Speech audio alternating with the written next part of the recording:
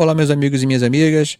Hoje iniciamos falando sobre os ataques russos na Ucrânia e a movimentação que está acontecendo na linha de frente lá no leste do país. Hoje, quinta-feira, pelo menos 4 pessoas perderam a vida e 10 ficaram feridas em bombardeios na região de Kharkiv.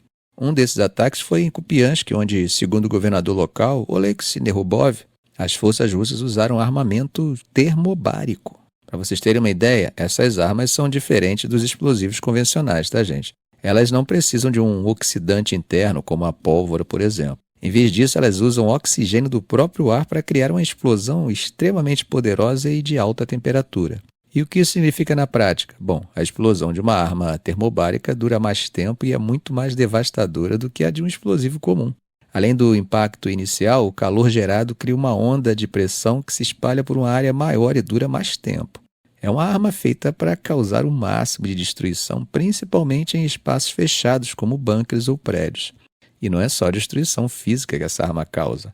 A explosão acaba sugando o oxigênio ao redor, criando um vácuo temporário que pode causar danos graves nos pulmões e até sufocamento, mesmo para quem não é atingido diretamente. Bom, gente, que fique claro, essa foi uma afirmação do governador. Nerubov também comentou que a explosão atingiu áreas perto de uma loja e do mercado local. Além disso, um prédio comercial foi danificado junto com alguns quiosques e várias casas. Para quem tem acompanhado desde o começo, sabe que Kupiansk foi ocupada logo nos primeiros dias da guerra, em 2022, mas foi retomada pelos ucranianos em setembro daquele mesmo ano, numa contraofensiva bem rápida. Mas a Rússia não desistiu e agora as tropas russas estão se aproximando de novo da cidade. Elas estão a menos de 4 quilômetros de distância, isso de acordo com a análise de mapas de fontes abertas. E não para por aí, gente. Também hoje, segundo Vadim Filashkin, que é governador local, outro ataque em Pokrovsk, na região leste de Donetsk, matou 3 pessoas. A Rússia tem intensificado os ataques nessa região, especialmente perto de Seridov, uma cidade mineira que fica a cerca de 20 quilômetros de Pokrovsk. Segundo relatórios, essa ofensiva está sendo apoiada por caças e bombardeiros, o que torna as defesas da resistência ucraniana bem mais difícil. O Estado-Maior ucraniano confirmou que os ataques mais intensos estão acontecendo nessa área, mas não disseram se as forças russas conseguiram avançar dentro da cidade ou não.